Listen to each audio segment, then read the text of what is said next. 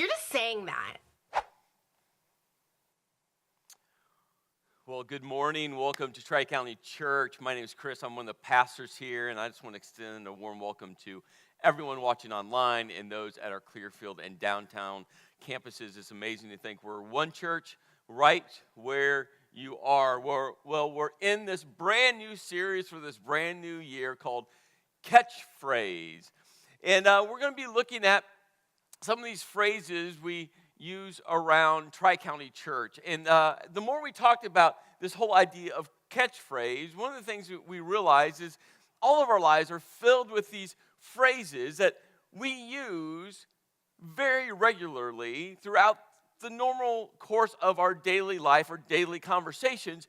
And they kind of like lessen the meaning, or they're kind of confusing, or maybe they don't quite mean what we really want them to mean, or maybe they do mean what they want them to mean. For instance, have you ever lost something?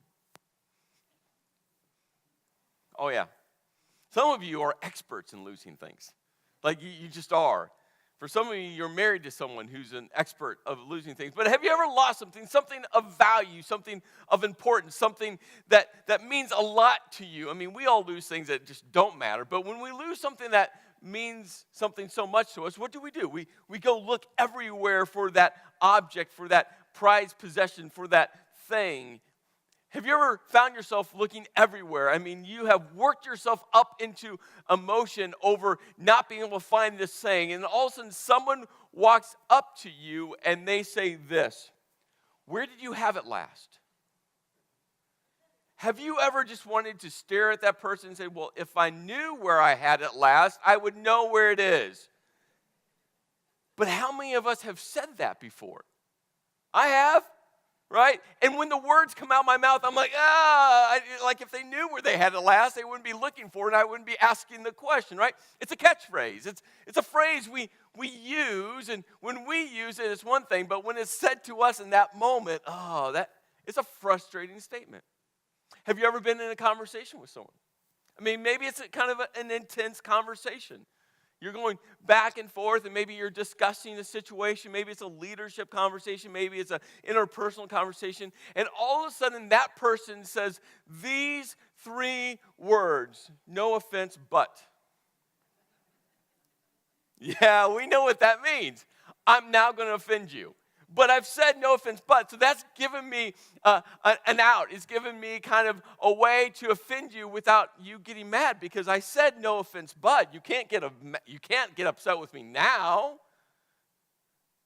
So I'm now going to insult you. I'm now going to say something that is going to hurt you. I'm now going to say something that you're not going to like. But because I said no offense, but, I get a free pass. It's a catchphrase.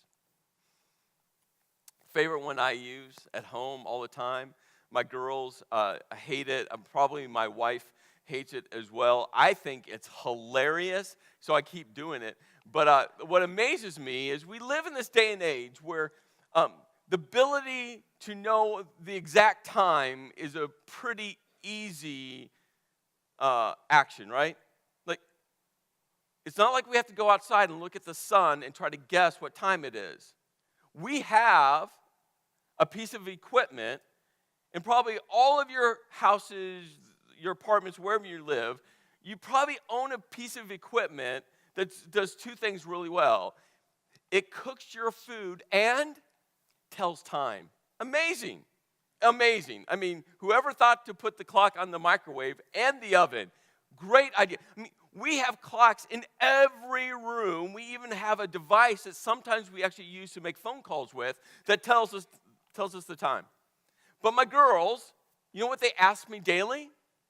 What time is it? And you know how I respond every time I say, "It's time for you to get a watch." It's hilarious. You should try it. It's great. "Hey, Dad, what time it is?" "It's time for you to get a watch." "Hey, Dad, what time?" "It's time for you to get a watch."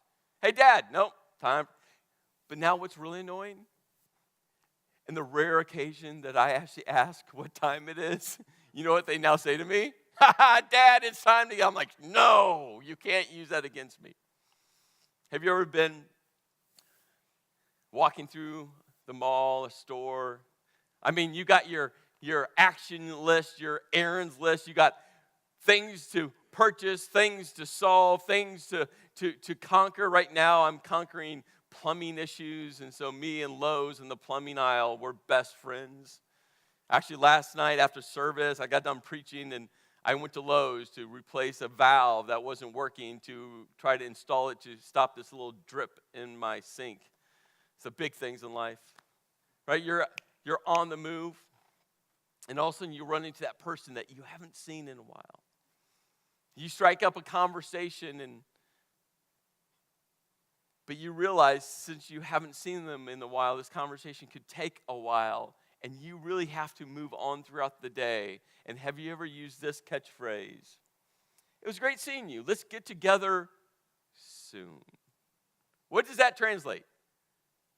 Well, the next time I run into you at Walmart or at Lowe's or at whatever restaurant, guess what I'm going to say to you back? Let's get together soon. It's a catchphrase. Have you ever left a message for someone?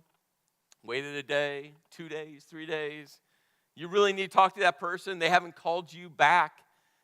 So you dial their number again, you call them, and the first words out of their mouth is, I was just going to call you. And what do you think in that moment? Yeah, right. But we use it. And in the church, if you've been around church at all, you know that there's catchphrases in church as well. For some of you, it's why you kind of stayed away from church for a while, because you got tired of them. And probably one of the most common catchphrases in the church, it usually surfaces in either a one-on-one conversation you're sharing with someone about what you're dealing with. Maybe it's in your life group you're all sharing. Maybe it's even on Facebook. You write a post and sharing about what's going on in your life. And then all of a sudden, somewhere along the way, we'll say these words, I'll pray for you. And that's powerful, and that's a good response. But have you ever wondered, when people say that to you, if they actually pray, or if it's just a catchphrase? Let me flip the question around. Have you ever, I'm guilty. Have you ever said to someone, I'll pray for you, and then not? Good intentions. I'm not saying like you're evil spirit in that moment going, I'll pray for you. Not really. Not, right? Like, I'm not saying that. I'm just saying you say that, and then guess what happens? Life happens. Until the next time you talk with that person, you go, oh, that's right, you're dealing with, and then you say again, I'll pray for you. And you leave the conversation really committed. And then what happens? Like I've literally started on my to-do list app a pray for section. So I'll actually write down people's prayer requests because I'm guilty of that as well. And I really want to and value praying for people. Another kind of catchphrase response in the church world, especially when someone's sharing about what's going on in their life, is this statement. Everything happens for a reason. You know when people say that to me, what I want to do? I just want to reach over, not with a ton of force, but just a little on the side of their head. Like, how's that supposed to help me? Have you ever had that said to you and you just feel like, thank you? Like, I don't even know what that means. Everything happens for a reason. Yay. Okay, but what I'm going through right now is horrible. But probably for me, the worst offender of all, and it's not in the Bible, by the way, but this is said, God will not give you anything more than you can handle. Have you said it? Has it been said to you? Do you realize this isn't a biblical concept? But it's said a lot. I mean, ask Job. If you're familiar with the story of Job, he lost everything. I mean, and you can just make a list of everything he lost. I mean, family relationships, wealth, business. I mean, I tell you, that guy went through the valley. I think it was more than he could handle. Now, the Bible is clear. God will strengthen you in those seasons, that God will walk beside you in those seasons, that God will meet you where you at and will help you through it. But you know what? There's times that we need God's strength because we don't have the strength. Ask Jesus in the garden. As his body physically produced drops of blood. Why? Because it's more than he could handle.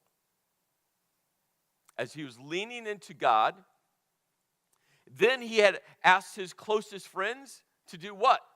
To pray. And they all said, yes, Jesus will pray for you. And when Jesus came out from praying to find his friends that he thought were praying, what were they doing? They were sleeping. Good intentions, yes.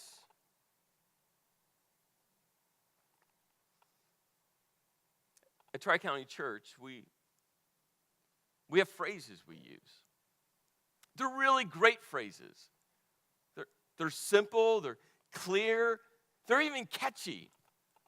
So we can remember them and we can use them. They're not long and complex. I don't know if you've ever been familiar with a company that has this mission statement that's paragraphs long, and it's their mission statement. You're like, I don't even know what it says. I can't memorize that.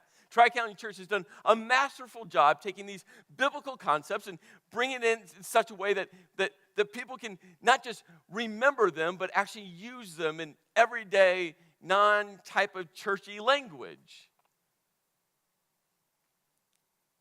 But our prayer is simply this, that the phrases that are so foundational, and they're from the Bible, it's not, we kind of use our words, but they're biblical concepts. We just pray that the phrases we use don't become a catchphrase,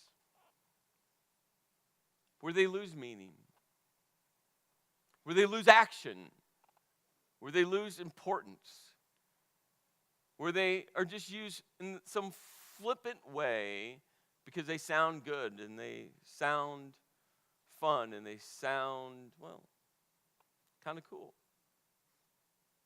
And so we're going to look at 4 different phrases that are just, again, foundational for Tri-County Church. And over these 4 weeks, as we kind of look at these statements, the prayer, the commitment, is that they don't become a catchphrase. Not for us as a church, but not for us individually. Which, remember, the church, all it is people like you and me coming together. That these phrases will move us. These phrases will create a sense of urgency, that these phrases will never, ever, ever, ever become a catchphrase. Well, Jesus was walking with his disciples, and it's something that he did a lot with this leadership team that he had gathered together.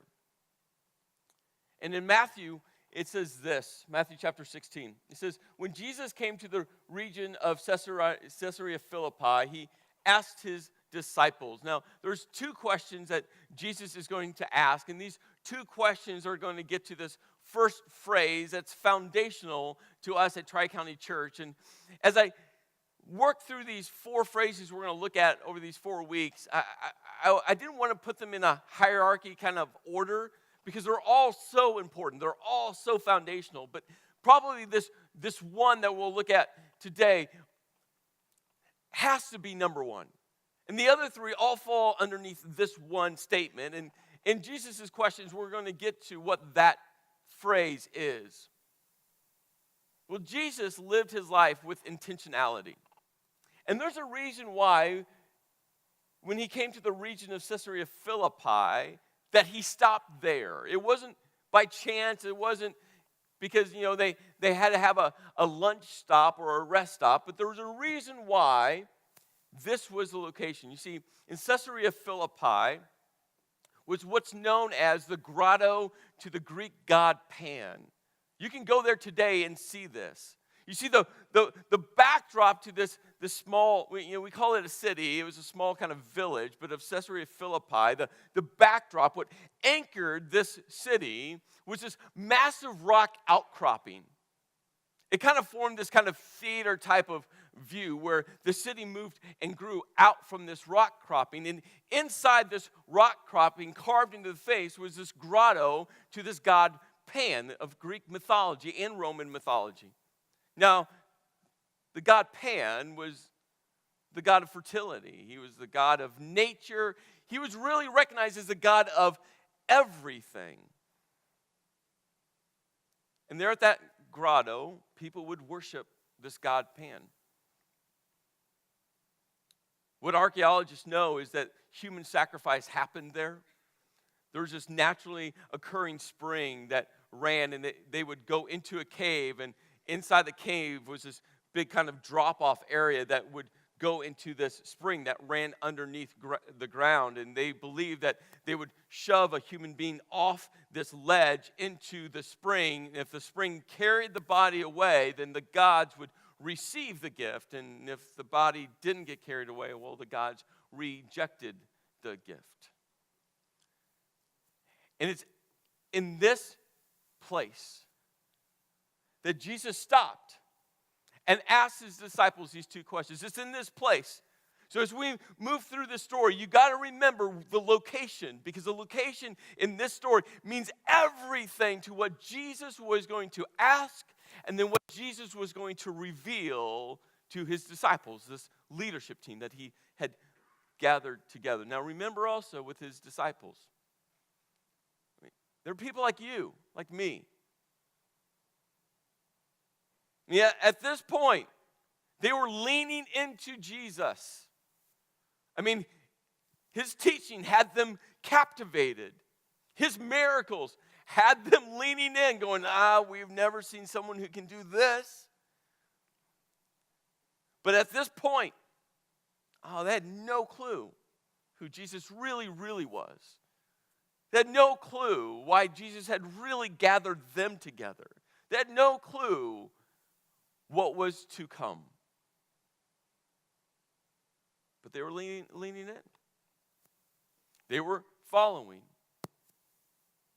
So Jesus asked them the first question. He goes, "Who do people say that the Son of Man is?" And remember, they're surrounded by pagan worshipers. They're not in Jerusalem where all the Jews, the religious people had been gathering. They were north of Galilee in a very pagan region, in a very pagan city where this grotto to the god Pan was built. And Jesus asked them the question, who? Who do people?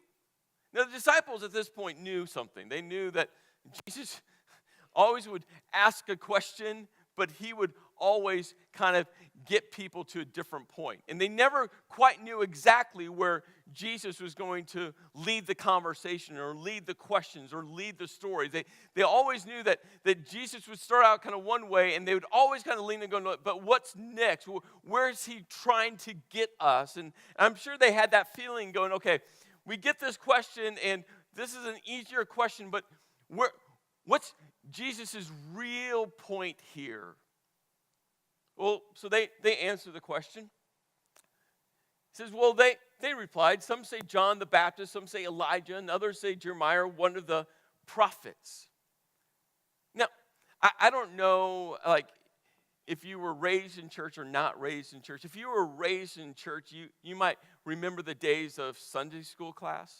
Remember Sunday school? The teacher would ask a question. Everyone would kind of look around to see who was going to answer the question. If the teacher picked you out, whether you were listening or maybe you weren't listening, I was probably that kid not listening in Sunday school class. There was two answers you could always give in Sunday school that probably the vast majority of the time you would at least get mostly right. The two answers were this: Jesus and love. If you just say those words, and if you put them together, you're golden. Who could argue with that? Yeah, Jesus loves you, right? You could just get away. They're churchy answers. They're good answers. I'm not saying that, but right, they're just the safe answers. And this is what the disciples were doing. They're just churchy answers.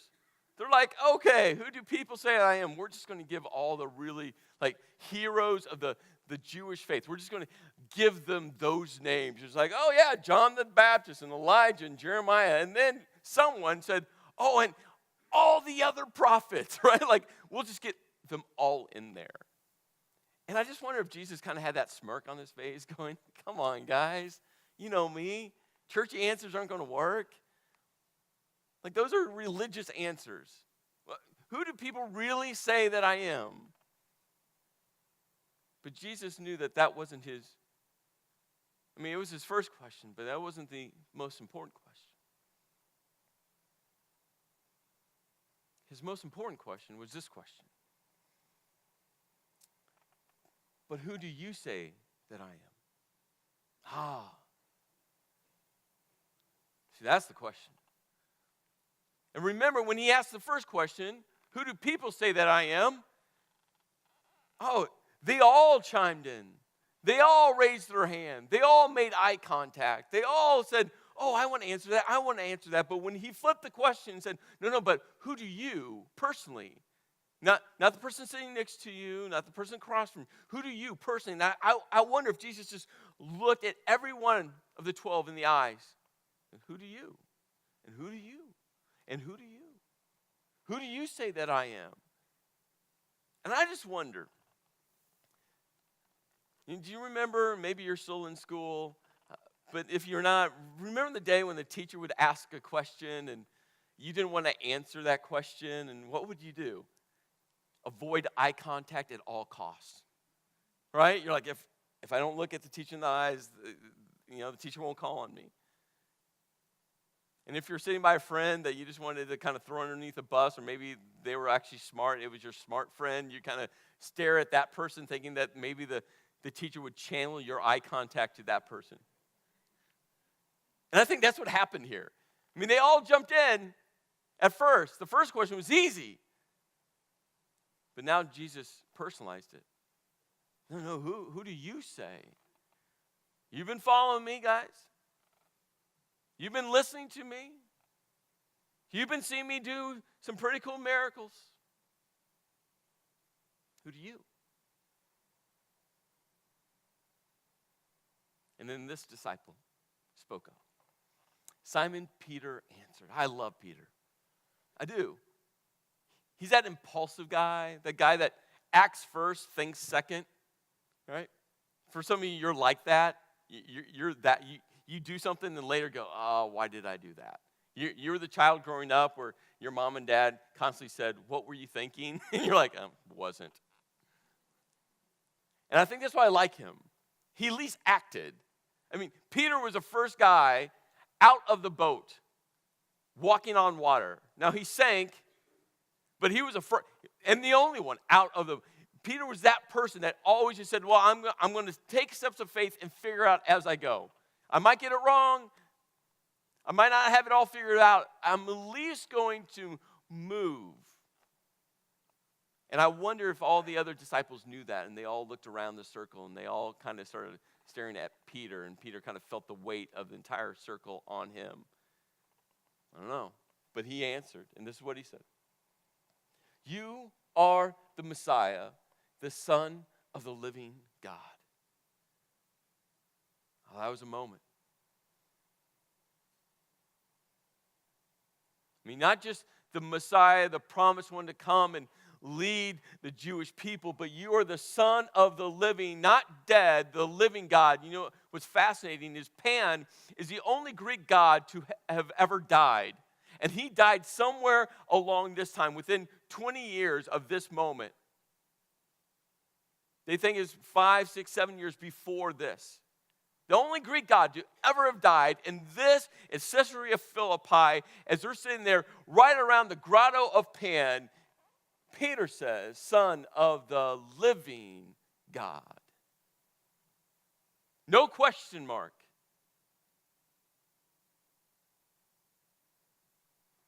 With absolute confidence. And I wonder if Peter in that moment went, I hope I got that right. I'm sure the other 11 were around going, I don't think I was going to say that. But what came next for this group of 12 that had taken a step of faith, not knowing where that step was going to take them, what Jesus was going to say next, they weren't ready for. They had no idea this was coming.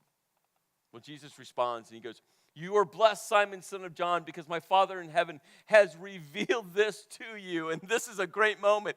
It was Jesus putting Simon Peter back into place, because I'm sure he puffed up a little bit. I mean, Jesus goes, "You're blessed, Peter. You're blessed." But let's just squash that ego a little bit. Let's squash that pride a little bit.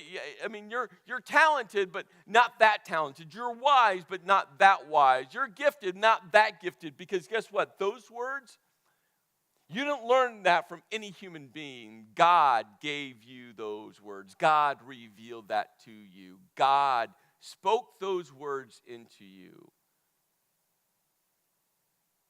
That wasn't your idea and your thought. That was God speaking through your soul, out through your mouth. And then Jesus said this. "Now I say to you that you are Peter," which means rock. "And upon this rock I will build my church." And remember, what's the setting? Caesarea Philippi, this massive rock outcropping that anchored the city with the god of Pan. And he said, no. Peter, you will be my rock. You will be my rock. And upon this rock, I will build my church. And the powers of hell will not conquer it. It was amazing. There's this spring, like I talked about, that they would shove human beings over as an offering to this god Pan. Well, this spring ran out of this rock cropping into one of the branches of the Jordan River. And they believed that this river, this spring, was the gateway to the netherworld or to Hades. Can you imagine the goosebumps running up and down the disciples' legs as they're sitting there, listening to Jesus' words in this setting? Jesus said, "Hey, I'm going to build my church." And remember, a church isn't a building. It's not a denomination. It's people. People like you and me. Imperfect, messy, flawed people saying, "God, we're going to follow you because you gave your son. He died on the cross and he conquered the grave." And Jesus said, no. I'm going to build my church. And the powers of hell will not conquer it. It won't. You see, it's why the church is the hope of the world. But if you've been around church long enough, you know, church can be messy. And church people have hurt people. And pastor-like people have done wrong things. And for some of you, you've been away from church for a while.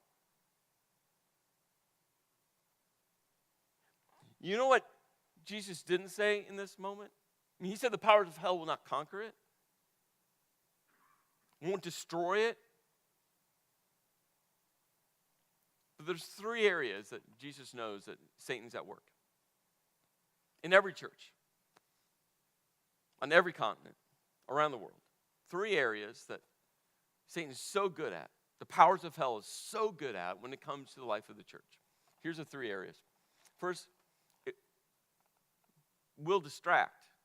Those are the little things. Remember, the church is people, not a building, not a denomination, right? I just want to bring us back here because it's so easy to bring it out of us being personally engaged with the church. No, the church is a gathering of people together in the pursuit of being like Christ and telling other people about Jesus. And the powers of hell will distract. It's the little things. It's the busy schedules. It's a long work weeks, and Sunday morning comes so early, and it's like, you wake up, and it's like, I want to sleep in. Small things.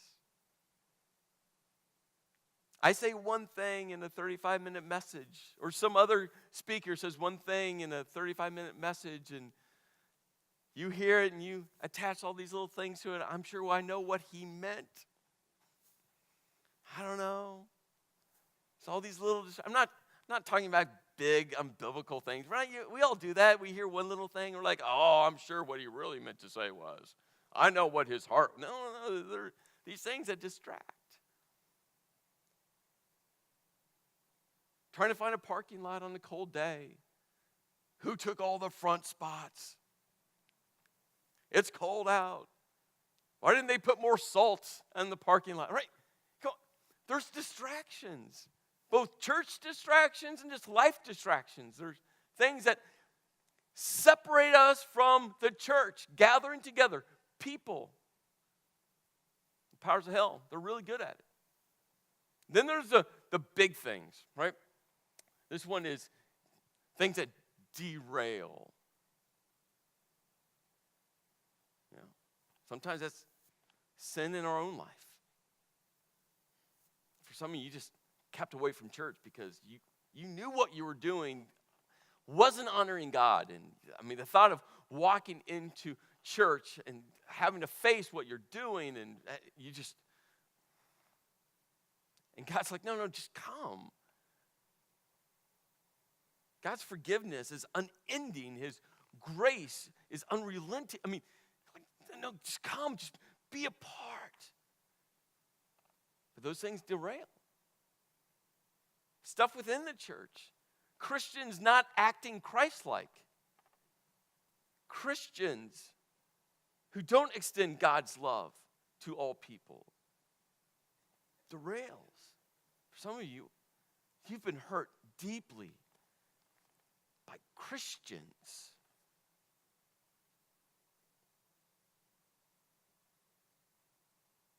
And God would just say, yeah. Hurt people. And even Christians are still flawed human beings.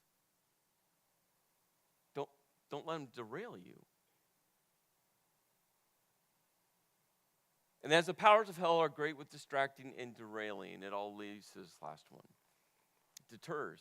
Another good word is discourage. Just being discouraged.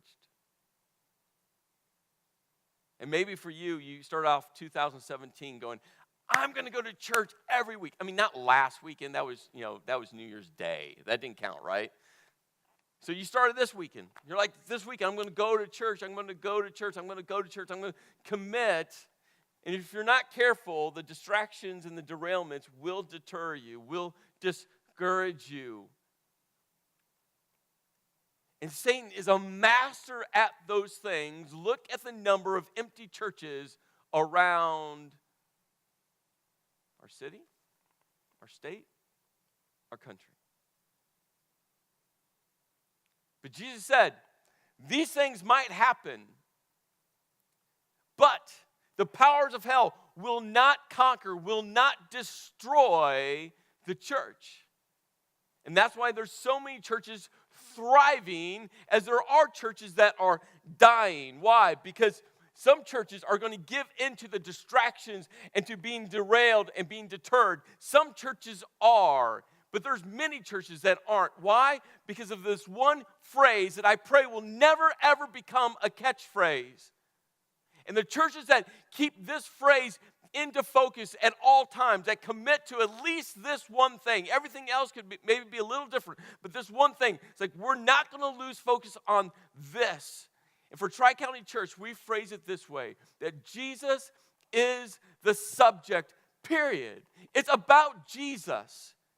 We will get things wrong here at this church. Hopefully not intentionally, but definitely because we're not that good. I hope you know that. We will get things wrong, but what we're not going to get wrong is this. It's all about Jesus. Living how he lived, leading like how he leads, loving like how he loves. It's all about this. I have given my life to the local church because of Jesus. Because I want everyone to know who Jesus is. because he saves lives. He transforms lives. He makes us new inside. It's about him. And I pray that this never becomes a catchphrase, that we live this out. We just don't say the words. I was having a dinner late Wednesday night with a guy, and he was sharing with me his story.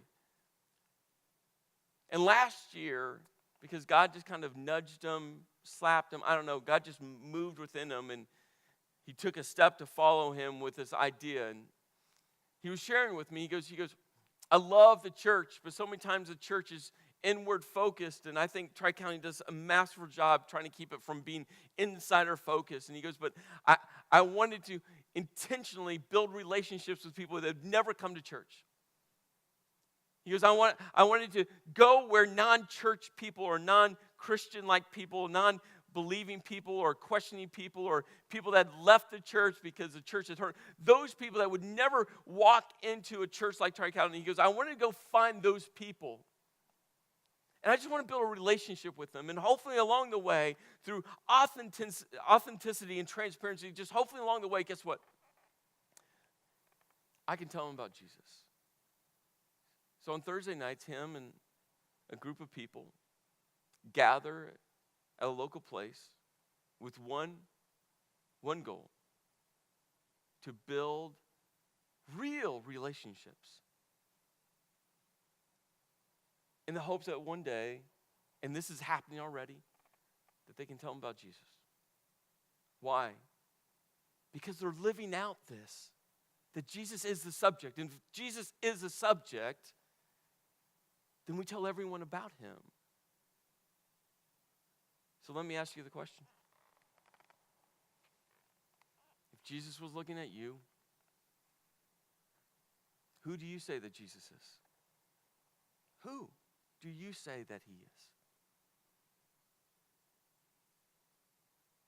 For some of you, you answered that question years and years ago. For some of you, you're still trying to answer that question. And I'm glad you're here. So glad that you're here. But this is the question. Not, has church gotten everything right? Not, has this denomination believes this thing, this denomination believes that thing, and who's right or wrong, and all that. No. This is the question.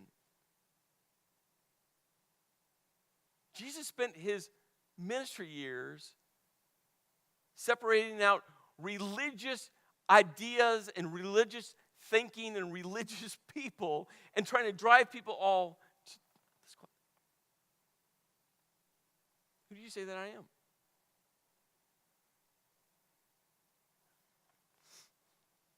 This is who Jesus said that he was.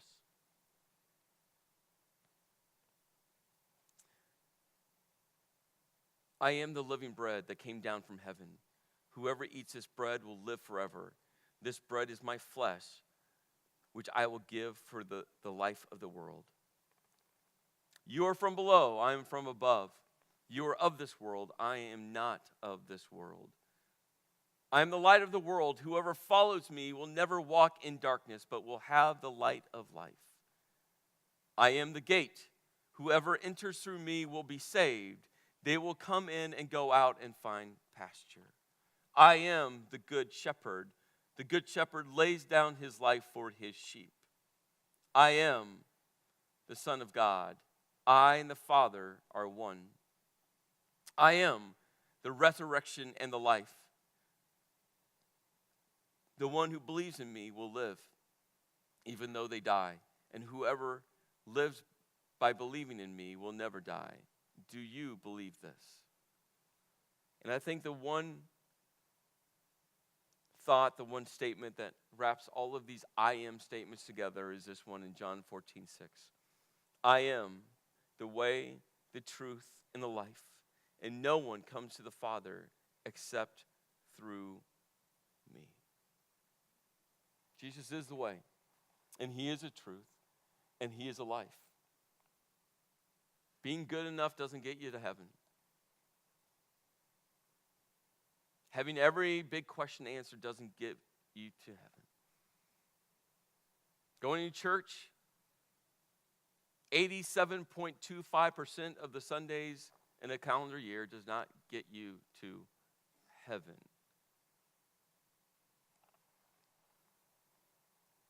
It's Jesus. We're going to have a moment. The worship team is going to sing a song, and here's what I ask from all of you. If you haven't answered the question, who is Jesus? Who do you say that Jesus is? Consider it.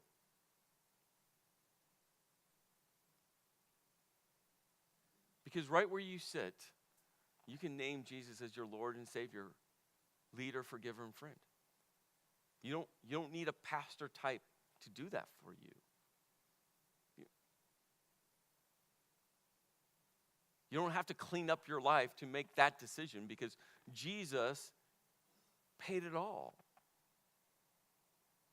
He did the hard work on the cross for you because he loves you. Whether you want to receive the love or not, he loves you. It's unending.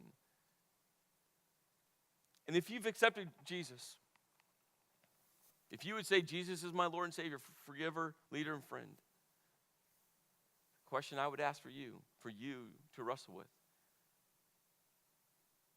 Because if Jesus is the subject of your life, he must also be the object of your life. Where your whole life revolves around who he is and what he's called you to be.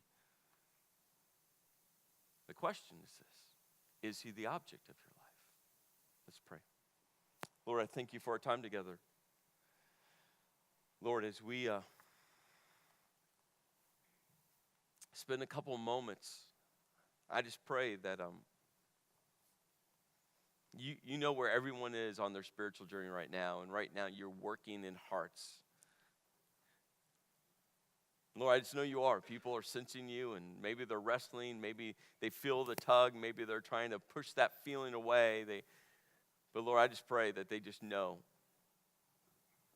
Maybe not every question will be answered for them, but they will at least know that your love is for them and that your love was paid for on the cross, that your love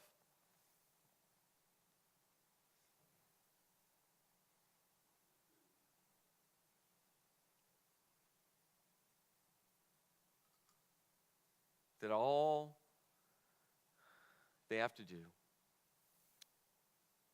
is truly just accept you. And Lord, I pray for everyone here that if Jesus is the subject of their life, that they'll make you the object of their life as well. In your name I pray.